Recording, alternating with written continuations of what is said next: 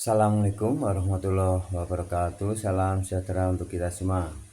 Bagaimana kabar Bapak Ibu para PNS, P3K, TNI, Polri maupun para pensiunan? Semoga dalam keadaan sehat walafiat, tetap semangat di dalam menjalankan aktivitasnya, dan semoga Bapak Ibu selalu sukses. Salam jumpa kembali dari channel Praetno Berbagi yang akan membagikan informasi seputaran perkembangan ya, pembahasan mengenai skema pensiun ya. Nah, ini memang beberapa hal ya, ada pro dan kontra ya, dalam arti informasinya ini sebenarnya sudah lama ya dibahas, namun belum bisa dilaksanakan. Nah, mendekati di tahun 2025 ini sudah mulai dibahas kembali. Karena Bapak Ibu ya, diketahui bersama bahwa skema yang sekarang ya PSYugo itu dirasa membebani APBN ya, karena ditanggung oleh APBN. Nah, untuk itu perlu diubah skema fully funded ya, yang dimana ada iuran bersama-sama ya antara PNS aktif ya dengan pemerintah ya. Mari kita simak informasi selengkapnya ya.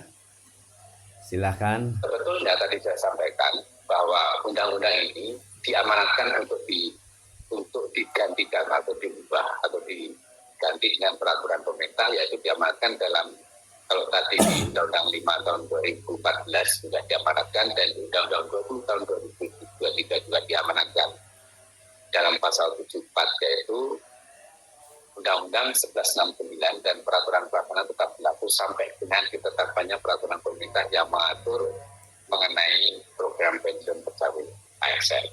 Dan di batang tubuh di pasal 22 kalau tidak salah di undang-undang itu bahwa pengaturan nomor pensiun pegawai ASN diatur melalui peraturan pemerintah. Jadi saat ini kita menunggu peraturan pemerintah sebagai pengganti dari Undang-Undang 11 tahun 69 tersebut. Bicara mengenai besaran pensiun atau program pensiun Bapak Ibu sekalian,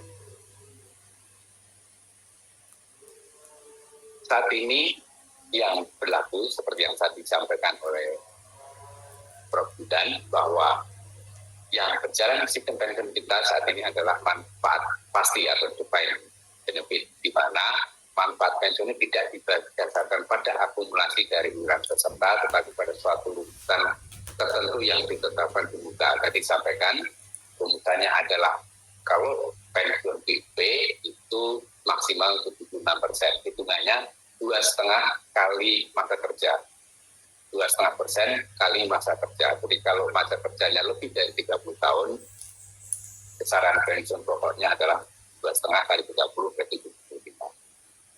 Kalau di bawah 30 tahun, tinggal mengalihkan 2,5 per tahunnya. Jadi tidak mesti penerima pensiun besarannya 75% dari gaji pokok. Kalau meninggal dunia dan APS usia 50 tahun dan 20 tahun itu berhak pensiun. PUP itu masa kerja 10 tahun, hanya 50 tahun itu berhak pensiun. Demikian juga dengan reorganisasi. Khusus untuk PUP 10 tahun masa kerja pensiun, tetapi masa kerja sebagai PNS sekurang-kurangnya 5 tahun. Jadi kalau punya masa kerja bawaan, seperti teman-teman di KPK yang pernah bertugas di KPK sebelum jadi PNS KPK, maka dihitung itu diakui. Jika sebagai PNS-nya punya 5 tahun sekurang-kurangnya, dan kumulatifnya masa kerjanya 10 tahun, ini berhak pensiun. Kemudian program pensiun adalah penghargaan dan jaminan hari tua bagi pegawai, penghargaan atas jasa-jasa pegawai selama bertahun-tahun bekerja dalam dinas pemerintah, maka dihitung tadi masa kerja menjadi dasar. Kemudian sistem pembiayaannya ini juga menjadi perhatian, karena ini pembiayaannya adalah PSYugo, jadi dibebankan kepada APBN, bukan iuran dari peserta atau PNS dan juga iuran dari pekerja dalam PSYugo. Ini sistem yang berlaku saat ini, dan itu berlaku tidak Undang-Undang 2009. Kemudian manfaat pensiunnya tadi sudah sampaikan. Nah, ini untuk pensiun janda duda, manfaatnya 36% dari dasar pensiun. Tapi ada minimalnya, minimal 75% dari gaji pokok terendah dalam tabel gaji PNS. Untuk pensiun janda duda PNS yang tewas, manfaatnya adalah 72% dari dasar pensiun. Nah, untuk janda duda PNS yang tewas ini, di samping pensiunnya ada manfaat lain terkait dengan JKK, JKM, dan uang duka tewas. Total keseluruhannya antara 250 sampai 300 juta. Tapi ini bagi yang tewas, kita berharap tidak banyak ASN kita atau PNS kita yang meninggal dunia karena dalam dan atau karena tugas.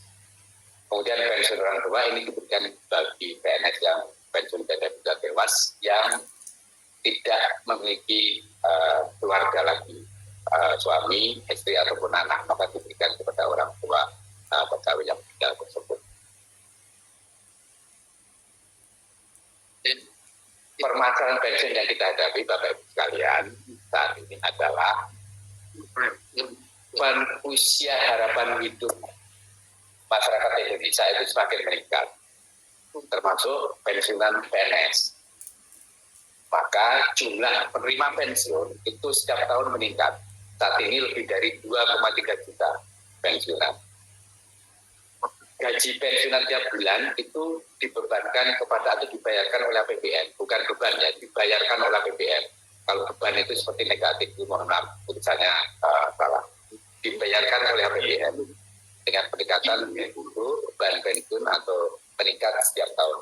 Dengan jumlah pensiunan yang meningkat, maka anggaran APBN yang harus digunakan untuk membayar pensiunan juga meningkat. Kemudian manfaat pensiun lebih kecil dibanding penghasilan terakhir, maksimal 75% dari gaji pokok. Dan kemudian belum ada lembaga yang dibentuk untuk mengelola dana pensiun. Kalau Taspen itu membayarkan hanya juru bayar untuk pensiun, bukan mengelola dana pensiunnya. Ini sepemahaman saya. Maka rasa-rasanya seperti yang disampaikan oleh Prof. Yudan tadi, perlu reformasi pensiun. Apakah sistemnya, apakah gajinya yang direformasi menjadi sistem single salary atau sistemnya yang akan dirubah. Itu plus minusnya perlu dikaji dengan hati-hati. Nah, kendala penerapan pensiun ASN perlu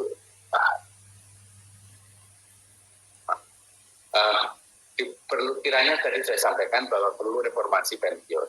Kendala penerapan pensiun saat ini adalah struktur dan sistem pengelolaan penyelenggaraan jaminan pensiun belum ditetapkan secara jelas dan efektif.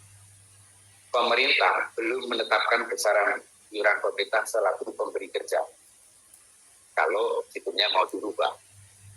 Kemudian manfaat pensiun yang diberikan pemerintah belum sepenuhnya menjamin kesejahteraan pensiunan PNS, TNI, dan Polri. Tadi sudah disampaikan di depan. Kemudian ketentuan pelaksanaan program pensiun PNS, TNI, dan Polri yang berlaku sudah tidak sesuai Undang-Undang 1169 dan sebagainya dengan Undang-Undang Sipil Jaminan Sosial Nasional dan Undang-Undang Aparatur Sipil Negara. Maka dirasa mendesak untuk dilakukan reformasi sistem pensiun PNS. Kemudian reformasi pensiun ditujukan untuk meningkatkan kesejahteraan ASN, terutama pada saat memasuki batas usia pensiun atau memasuki masa pensiun.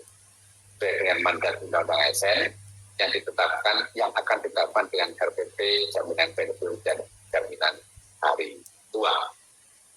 Dan nah, demikian ya Bapak Ibu, upaya pemerintah ya untuk bisa mengubah skema pensiunan ya, yang saat ini memang terbebani ya ke APBN.